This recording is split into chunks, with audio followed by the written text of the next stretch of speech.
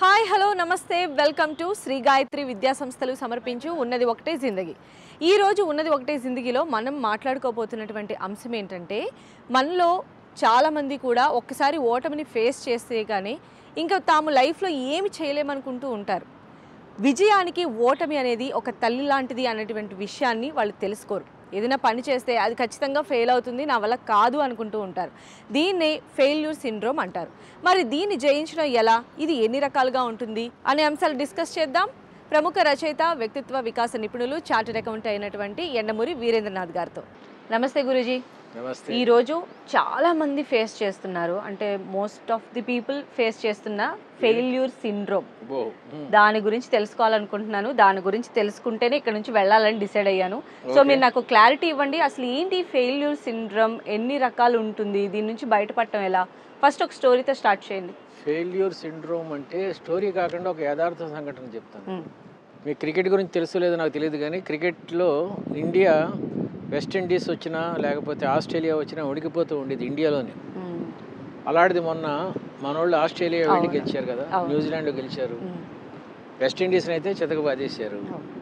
మరి అంతవరకు మొన్నటి వరకు ఎందుకు వాళ్ళు భయపడేవారంటే దాన్నే ఫెయిల్యూర్ సిండ్రోమ్ అంటారు. అంటే ఆ రణరంగానికి వెళ్ళక ముందే వాళ్ళు ఓడిపోయారు అనమాట. దీన్ని ఫెయిల్యూర్ సిండ్రోమ్ అంటారండి. మాకు చార్టెడ్ అకౌంటెన్సీ చదివేటప్పుడు యశస్వి అయిన కుర్రుడు ఉండేవాడు, ఇప్పుడు లేడు పాపం, చనిపోయాడు. That Yashasvi established ICFI certified institute India అంత వరల్డ్. ఇప్పుడు దాన్ని ఎస్టాబ్లిష్ చేసింది యశస్వి, నా ఫ్రెండ్. అతను క్లాస్కి ఇంటర్మీడియట్కి కానీ బీకామ్కి కానీ లేకపోతే he's a chartered accountant, qualified chartered secretary, qualified cost accountant also. అతను క్లాస్కి ఎగ్జామినేషన్కి వస్తుంటే మేమందరం వదిలేసుకునేవాళ్ళం. ఏంటి ర్యాంక్స్ మాకు రావు, అతనే ఫస్ట్ ర్యాంక్ అనమాట, ఎక్కడికి వెళ్ళినా అతనే ఫస్ట్ ర్యాంక్. అలాంటిది ఒక్కసారి అతనికి రాలేదు ర్యాంకు. అప్పుడు మాకు అర్థమైంది he also can be beaten అని చెప్పి. అలాగే మీకు రాగర్ ఫెడరర్ తెలుసో లేదు, టెన్నిస్లో మొన్నటి వరకు అతను టెన్నిస్ కోర్టులో దిగితే ఇంకెవరు అతను గెలిచేవాళ్ళు కాదు.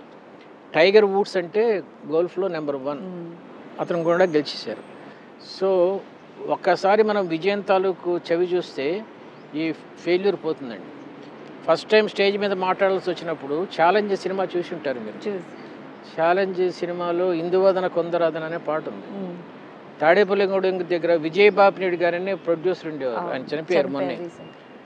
ఆయన సినిమా హాల్ ఓపెన్ చేసినప్పుడు నేను చిరంజీవి మేము అందరం వెళ్ళాం. అది ఫస్ట్ టైం నేను స్టేజ్ మీద మాట్లాడటం. 2 డైలాగులు చెప్పాలి. ఏంటంటే, ఈరోజు మీరు సినిమాయే కాదు, చిరంజీవి ఉన్నాడు కాబట్టి ఫస్ట్ ఇందువదన కొందరదన పాట ఒకటి వేసి 3 నిమిషాలు, ఆ తర్వాత మామూలు రెగ్యులర్గా సినిమా చూసి ఆ పాట చూసేసి మేము వెళ్ళిపోతాం అని ఈ మాటలు చెప్పడానికి చెమటలు పట్టేసేసి వణికిపోయి ఇదైపోయాయి అనమాట. That is called failure syndrome. ఇప్పుడు మామూలుగా మాట్లాడుతున్నాం కదా, ప్రాక్టీస్ చేస్తే వచ్చేస్తుందండి ఆ ఫెయిల్యూర్ సిండ్రోమ్ పోవటం అనేది. పోతే మనుషులు 3 రకాలుగా ఉంటారు. భర్తృహరి సుభాషితంలో పద్యం ఉంది, ఆరంభింపరు నీచ మానవులు విఘ్నాయాస సంత్రస్తులై, ఆరంభించి పరిచయింతురు విఘ్నాయస్తులై మధ్యముల్, ధీరుల్ విఘ్న నిహన్యమానులకు నృత్యునతోత్సాహులై, ప్రారబ్ధాబ్దములు ఉజ్జగంపుర సుమి ప్రజ్ఞానిధులు కావునని. ఆరంభింపరు నీచ మానవులు, వాళ్ళు అసలు స్టార్ట్ చేయరు, ఫెయిల్ అయిపోతానేమో స్టార్ట్ చేయరు. మధ్యములు ఏం చేస్తారంటే స్టార్ట్ చేసి వదిలేస్తారు సగంలో, they cannot finish off the work. అలా కాకుండా ధీరులు విఘ్న నిహన్యమానులగుచును, ఎన్ని విఘ్నాలు వచ్చినా దృత్యున్న తోత్సాహులే, విఘ్నం వచ్చే కొద్దీ వాళ్ళలో అది పెరుగుతూనే ఉంటుంది. ప్రారబ్ధాబ్దములు ఉజ్జగంపుర స్వామి ప్రజ్ఞానిధులు కావునన్నాడు. ఇలాగ మనుషులు 3 రకాలుగా ఉంటారు. అందులో 3వ రకానికి వస్తే మీరు జీవితంలో అత్యున్నత శిఖరాలు అందుకోవచ్చు అని చెప్తాం అన్నమాట.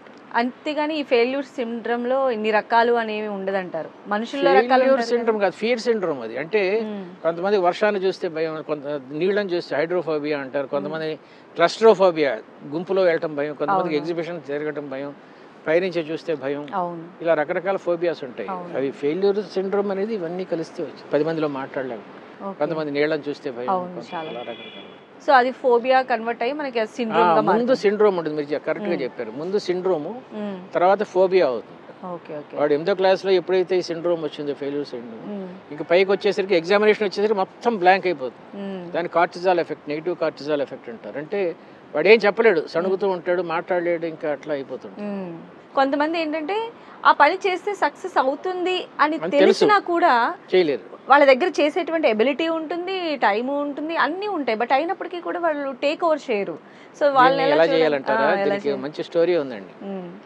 ఆఫ్రికా అడవుల్లో తండాలు ఉంటాయి, చిన్న చిన్న తండాలు, టాంజానియా. అక్కడ ఓ ముసలోడు మాత్రం ఉంటారు ఇళ్లలో, అందరు వెళ్ళిపోతారు వేటకి. ఒక ముసలోడు ఇలా కూర్చొని అలా ఆలోచిస్తున్నట్ట. కిలిమంజారో వినే ఉంటారు, ఆ పర్వతాలు చూస్తూ టాంజానియాలో చూస్తూ కూర్చుంటే మనోడి దగ్గర వచ్చి కూర్చున్నాడు. ఏంటి ఆలోచిస్తున్నావు అన్నాడంట తాతని. తాత అన్నట్ట, నాలో ఎప్పుడు 2 తోడేళ్ళు దెబ్బలాడుకుంటూ ఉంటాయిరా. ఒక తోడేలేమో అది చెయ్యి, ఇది చెయ్యి, ఇలా గెలువు, అలా గెలువు, ఇంకా బాగా సంపాదించు, ఇంకా ఇచ్చేయి, ధైర్యంగా ఉండు అని చెప్తూ ఉంటుంది. ఇంకో తోడేలేమో సరిగ్గా నిరాశగా, నువ్వు చేయలేవు, నువ్వు వచ్చేసి ఎప్పుడు దెబ్బలాడుతుంటాయి అవి, నీకు ఇది అవసరమా, ఇప్పుడు బాగానే ఉన్నాం కదా అంటూ ఉంటుంది. ఇప్పుడు దెబ్బలాడుతుంటాయి కదా, మరి ఏది గెలుస్తుంది తాత అని అడిగట్ట కుర్రోడు. నేను దేనికి తిండి పెడితే అది గెలుస్తుందిరా అన్నాడు. బ్యూటిఫుల్ కదా ఇది. తిండి అనేది సైకలాజికల్ ఇంజెక్షన్, ఆ కరేజియస్ ఇంజెక్షన్. అది దేనికి మనం ఇస్తే అదే చేస్తాం. నేను చేయగలను అంటే ఫస్ట్ టైమే భయం ఉంటుంది. ఇంకొక ఎగ్జాంపుల్ చెప్తాం. ఒక పైలట్ రాస్తాడు, విమానం ఎక్కబోయే ముందు మాకు పారాషూట్ ట్రైనింగ్ ఇచ్చారు. నేను ఎక్కబోయే ముందు ఆ పారాషూట్ చూస్తే సన్నటి దారాలే కదా నా జీవితాన్ని ఇటు అటు నిర్ణయించేదని పట్టుకున్నాను. చాలా భయం వేసింది, కానీ ఒక్కసారి దిగేసరికి ఇంత బాగున్నాయా ఈ దారాలు అనిపించింది. సో ఫస్ట్ టైం ఇది చేసి బ్రేక్ త్రూ వచ్చేసాయి. సో ఆ ఫస్ట్ టైం కాన్ఫిడెన్స్ సంపాదించుకోవడమే లైఫ్లో చాలా ఇంపార్టెంట్ అంటారు.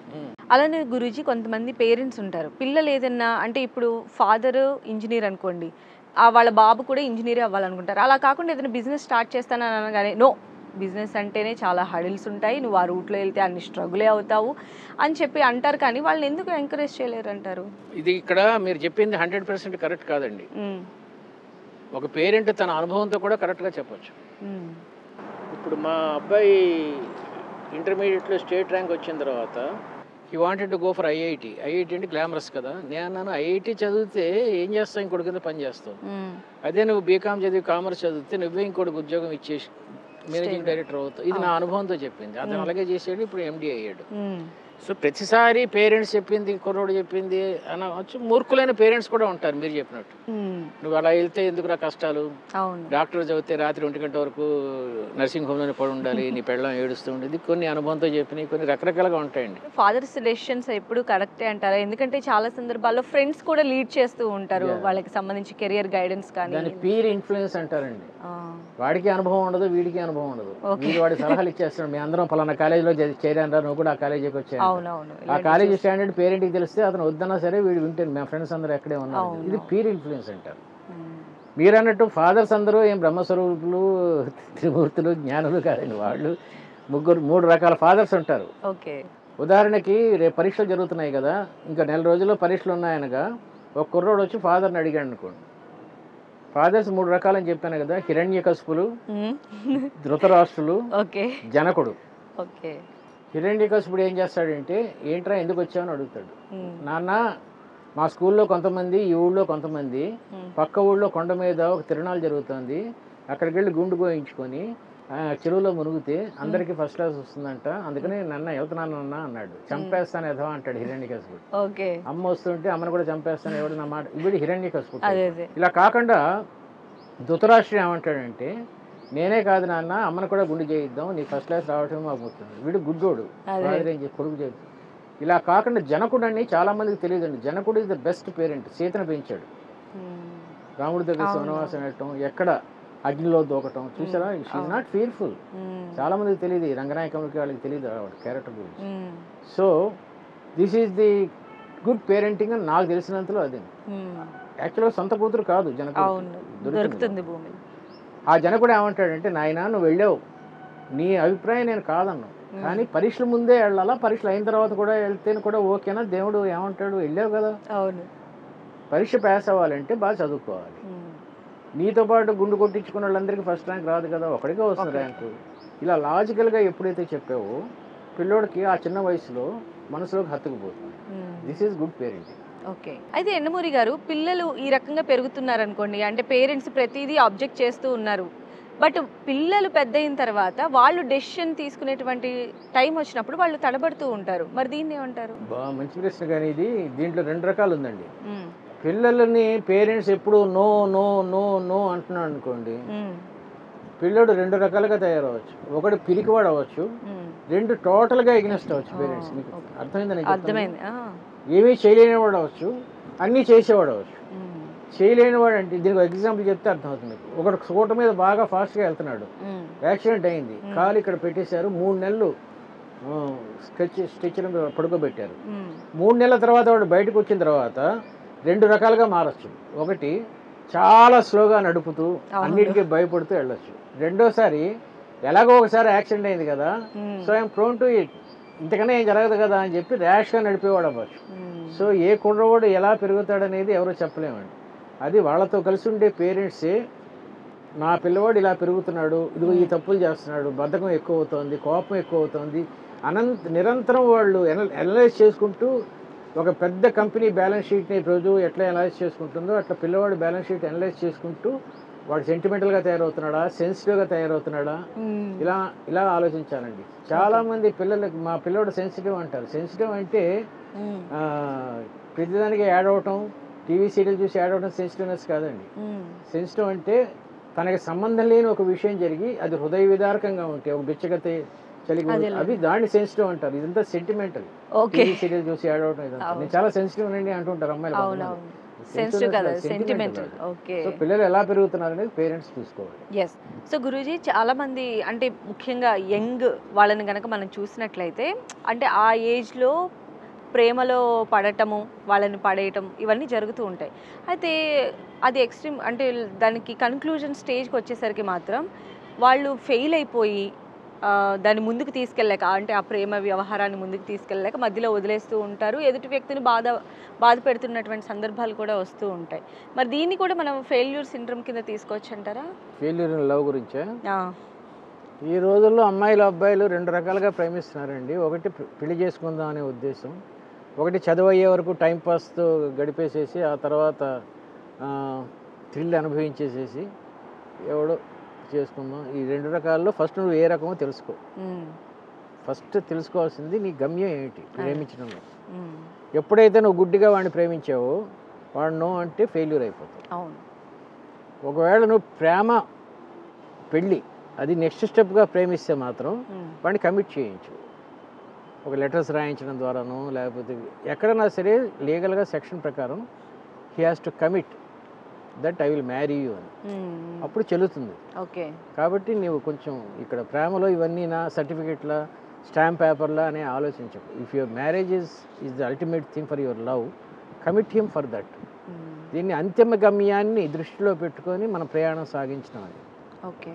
నువ్వు అంతిమ గమ్యానికి వెళ్ళాలంటే ముందు రోడ్డు బాగుందా లేదా, తార్ రోడ్డా కంకర్ రోడ్ ఫస్ట్. రెండోది నీది డీజిల్ కారా పెట్రోల్ కారా, ఈ కార్లో ఆ పెట్రోల్ ఆ కార్లో ఈ పెట్రోల్ వేస్తుంది. తర్వాత మూడోది అదేంటి టోల్ గేట్స్ ఉన్నాయా లేదా, దానికి డబ్బులు ఉన్నాయా లేదా. అర్థమైందా? గమ్యానికి నువ్వు చీకట్లో వెళ్తావా పొద్దున్న వెళ్తావా, చీకట్లో వెళ్తే ఎన్ని గంటలకు వెళ్తావు, అక్కడ డిన్నర్కి హోటల్ ఉందా లేదా. ఒక్క ప్రయాణానికే నువ్వు ఎన్ని ఆలోచించుకుంటున్నప్పుడు ప్రేమకి ఎన్ని ఆలోచించుకోవాలండి. చాలా లవ్ మ్యారేజెస్ ఫెయిల్ అవడానికి కారణం ఇదే. They just fall in love, they don't love. Just fall in love, they don't love. అంటే నిజంగా ఆ రెండింటి మధ్య ఉన్నటువంటి ఆ సన్నని లైన్ ఇది చాలా పెద్ద సబ్జెక్ట్. దానికి సబ్జెక్ట్ మళ్ళీ నెక్స్ట్ ఎపిసోడ్లో ఎప్పుడన్నా డిస్కస్ చేద్దాం. అబ్బాయిలు ఎందుకు ప్రేమిస్తారు అని తర్వాత డిస్కస్ చేద్దాం.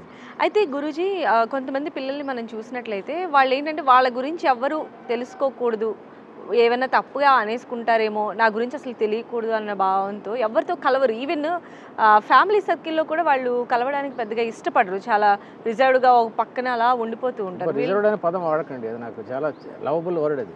ఓకే. రిజర్వ్డ్గానే ఉంటాను ఇప్పుడు. దీనికి ముందు ఒకటి చూద్దామండి, పిల్లలే కాదండి అందరూ అంతే. ఇప్పుడు మనం బస్ స్టాప్లో నిలబడ్డాం అనుకోండి, ఒక ఆటో వెళ్తూ ఉంది, ఆటో అంటాం, వాడు ఆకుండా వెళ్ళిపోయాడు అనుకోండి, ఇలా అనుకుంటాం. గుర్తుందా? ఏదో ఆటో పిలవనట్టు. అవును. అలాగే అరటి తొక్క మీద కాలేసి పడ్డాం అనుకోండి, ఏం దెబ్బ తగలనట్టు నటిస్తాం. దెబ్బ తగిలితే అబ్బా అంటే నష్టం ఏం లేదు కదా. ఎందుకు అలాంటి ఫీలింగ్స్ అన్ని అందరూ ఏమనుకుంటారో అని మీరే అన్నారు కదా, దీన్ని జెంటిల్మెన్ సిండ్రోమ్ అంటారు. జెంటిల్మెన్ సిండ్రోమ్ అంటే అందరూ ఏమనుకుంటారని భయం. దీనివల్ల వచ్చేది రెండు రకాలండి. ఇంట్రోవర్ట్ అంటే అవసరం ఉన్నా మాట్లాడలేడు, ఇంటికి బంధువులు వస్తే తన రూమ్లోకి వెళ్ళిపోతాడు. ఇదంతా కూడా మళ్ళీ పేరెంటింగ్ తప్పేనండి. వాడిని పరిచయం చేయటం, వాడితో కాఫీ తెప్పించి ఇప్పించడం ఏమైనా చేయరు, వాడేదో వాడి రూమ్లో ఉన్నాడు కదా. అయితే ఎక్కువ మాట్లాడటం కూడా తప్పేనండి. అవసరం లేని విషయాలు మాట్లాడటం ఎక్స్ట్రావర్షన్ అంటారు దీన్ని. ఎక్స్ట్రావర్షన్ ఈజ్ మోర్ డేంజరస్ దాన్ ఇంట్రావర్షన్. మన బ్రెయిన్లో 5 lakhs న్యూరాన్స్ మాత్రమే యాక్టివ్గా ఉంటాయి. ఆ 5 లక్షల్లో నువ్వు ఎక్స్ట్రావర్షన్ అయ్యే కొద్దీ మెంటల్గా స్ట్రెయిన్ అయిపోతావు, చాలా న్యూరాన్స్ వేస్ట్ అయిపోతూ ఉంటాయి. అలా కాకుండా మీరు ఎప్పుడున్న సైంటిస్టులను కానీ పెద్ద పెద్ద వాళ్ళని కానీ చూస్తే రాజకీయ నాయకులు కూడా అవసరమైనప్పుడే మాట్లాడతారండి, అవసరమైనప్పుడు అసలు మాట్లాడరు. సో ఎప్పుడు అవసరమో ఎప్పుడు అవసరం లేదో తెలుసుకొని ఆ ప్రకంగా ఉంటే దాన్ని రిజర్వ్నెస్ అంటారు. అయితే ఈ రిజర్వ్నెస్ కొన్ని సందర్భాల్లో బాగుంటుంది, కానీ ఇంట్లో కూడా మన ఇద్దరు పిల్లలు రిజర్వ్డ్గా మూల కూర్చొని అసలు మాట్లాడుకోకుండా గంభీరంగా ఏదో గౌతమ్ బుద్ధుడిలా కూర్చుంటే బాగోదండి. అక్కడ మాత్రం పిల్లలకి యాక్టివ్గా హడావుడిగా ఉండటం కోసం నేను మీకు చెప్పాను గత ఎపిసోడ్లో 5 ఐశ్వర్యాల్లో ఒకటి ఎంటర్టైన్మెంట్ అని. పేరెంటింగ్ గురించి కూడా మీకు చెప్పాను, గుర్తుంది. P stands for prayer, R stands for recreation, A stands for accessibility, E stands for entertainment అని చెప్పాను, ఎడ్యుకేషన్ అని చెప్పాను. ఆ ఎడ్యుకేషన్ ఎంటర్టైన్మెంట్లోనే ఈ క్యారమ్ బోర్డు, టేబుల్ టెన్నిస్ ఇంట్లో ఆడుకోవటం. ఇంట్లో ఫాదరు కొడుకు కూడా అదేదో ఇలా గీతలు వేసి కుంటికాలతో నడుస్తారు, ఏం ఆట ఏంటో అది నాకు గుర్తులేదు, అది కూడా ఆడుకోవచ్చు సరదాగా. కాబట్టి it's all fun. We have to teach them how to have beautiful life in the house. Okay, Yandamuri గారు, మెయిన్గా యూత్లో వచ్చేటువంటి ప్రాబ్లమ్స్ని రెక్టిఫై చేసి వాళ్ళకి కనుక సరైన గైడెన్స్ ఇవ్వకపోతే ఎలాంటి పరిణామాలు చోటు చేసుకునేటువంటి అవకాశం ఉందనుకుంటున్నారు? నా జీవితంలో ఒక విషాదకరమైన సంఘటన, ఒక అద్భుతమైన సంఘటన చెప్తానండి. లెక్కల్లో నాకు 100కి 100 వచ్చినాయి 7వ క్లాస్లో. సాయిబాబా స్కూల్ అని చెప్పి అనంతపూర్లో దాదాపు 1 కిలోమీటర్ ఉంటుంది మా ఇంటికి. అక్కడి నుంచి పరిగెత్తుకుంటూ వచ్చాను first time. Half yearly exams అంటారు, హాఫ్ ఇయర్లీ ఎగ్జామ్. అది మా అమ్మమ్మ ఉండేది, ఆవిడ కబురు చెప్పడం చాలా ఇంట్రెస్ట్. పక్కింటి వాళ్ళతో, మా అమ్మ నాన్న లేరు అప్పుడు. చెప్తూ ఉండగా చూపించి అమ్మమ్మ 100కి 100 అని అరిచా. ఉండరా అట్లా. అది this happened around 65 years or 60 years back. Still I remember that incident. ఒక పేరెంట్ తాలూకు కానీ ఇంట్లో పెద్దవాళ్ళ సంఘటన, చిన్న సంఘటన కూడా పసివాడి మనసు మీద ఎలా ఇంపాక్ట్ చూపిస్తుంది. అప్పుడు ఏమైందంటే, అప్పుడు 7వ క్లాస్ చదువుతున్నానండి. I still remember. Mohammed Shafi అని ఉండేవాడు మా ఫ్రెండ్. సిగరెట్ తాగరా అని సిగరెట్ ఇచ్చాడు. ఓకే, అంటే 7వ క్లాస్లో సిగరెట్ అంటే తాగరా, చాలా గొప్ప అప్పుడు ఎవరో పేరు చెప్పాడు. అప్పుడు అమితాబ్ బచ్చన్ వాళ్ళు లేరు, ఎవరో ఎన్టీ రామారావు గారు, నాగేశ్వరరావు వాళ్ళు ఎవరో సిగరెట్ సినిమాలో నాగేశ్వరరావు బాగా హీరోయిజం రా అది అన్నాడు. అప్పుడు సిగరెట్ ఫస్ట్ టైం 7th క్లాస్లో తాగాను. My grandmother here thrown me out from the success, that man has pulled me in to the failure. ఇంత చిన్న ఇన్సిడెంట్ చాలండి. అదే తర్వాత నేను మా 8th క్లాస్లో 9th క్లాస్లో ఉండగా మా ఫాదర్ దగ్గరికి వెళ్ళిపోయాను. అప్పుడు మళ్ళీ mathematics my pet subject. Again I got 100 of 100. అప్పుడు మా ఫాదర్ ఏమన్నాడంటే, ఎప్పటి నుంచో సైకిల్ అడుగుతున్నావు కదరా, నా సైకిల్ నువ్వు తీసేసుకొని, ఆయన ఓల్డ్ సైకిల్ నాకు, మాకు డబ్బులు లేవు, కొత్త సైకిల్, ఓల్డ్ సైకిల్ నాకు ఇచ్చేసాడు. అక్కడి నుంచి మళ్ళీ నేను వెనక్కి చూసుకోలేదండి. Everything my father has helped me in coming to this stage.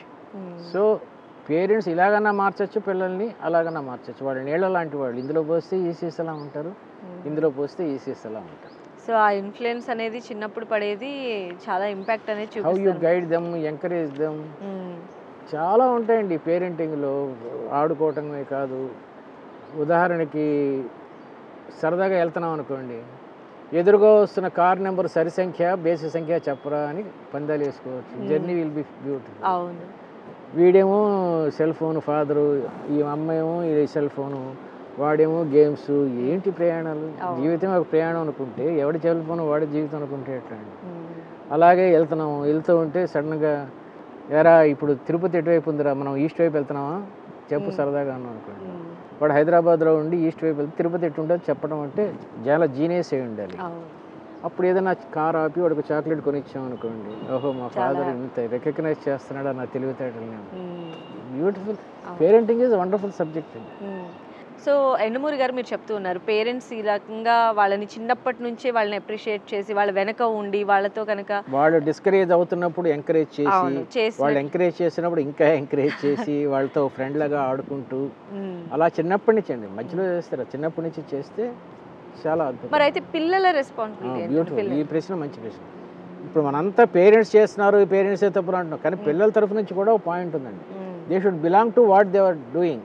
వాళ్ళు చేస్తున్న పని మీద వాళ్ళకి ప్రేమ ఉండాలి, నేను చేస్తున్నది కరెక్ట్ అనే నమ్మకం ఉండాలండి. ఓకే దీనికోసం ఒక యథార్థ సంఘటన చెప్తానండి. I don't know whether you know Michelangelo or not. He's a good painter.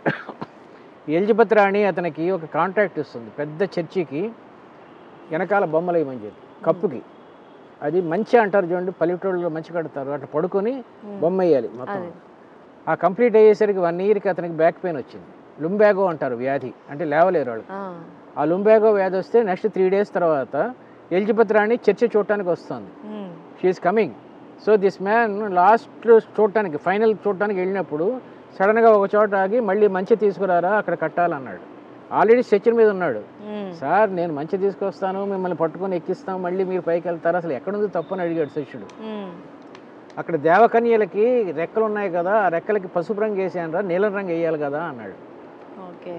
పసుపు రంగు వేస్తే ఏంటి, నీలం రంగు వేసి రెక్కలు వేసారు కదా అన్నాడు శిష్యుడు. లేదురా వెయ్యాలి. సార్ ఎలిజబెత్ రాణి ఇలా వస్తుంది, ఇలా చూసుకుని అద్భుతంగా ఉందంటుంది, మీకు ఇవ్వాల్సిన కోట్లు ఇచ్చేస్తుంది, వెళ్ళిపోతుంది. అక్కడ రెక్కల్లో పసుపు నీలము ఎవరికి తెలుస్తుంది అన్నాడు. నాకు తెలుస్తుందిరా అన్నాడు Michelangelo. That's why he become a Michael Angelo.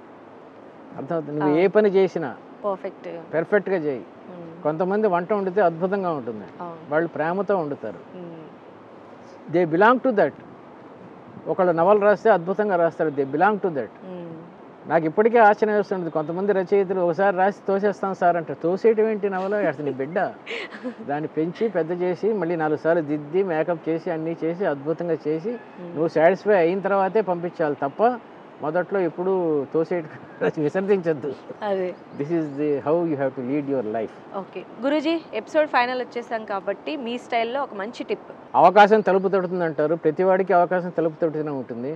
కానీ తలుపు తట్టినప్పుడు నువ్వు పెరట్లో కూర్చొని ఫ్రెండ్స్తో మందు కొడుతున్నావా, పేకాడుతున్నావా, కబుర్లు చెప్తున్నావా, అలా ఉంటే మాత్రం ఎన్నిసార్లు అవకాశం తలుపు తట్టినా తలుపులు తెరుచుకోవు, దాన్ని గెలుపు అంటారు. ఓకే, సూపర్ టిప్ చెప్పారు Guruji. Thank you so much.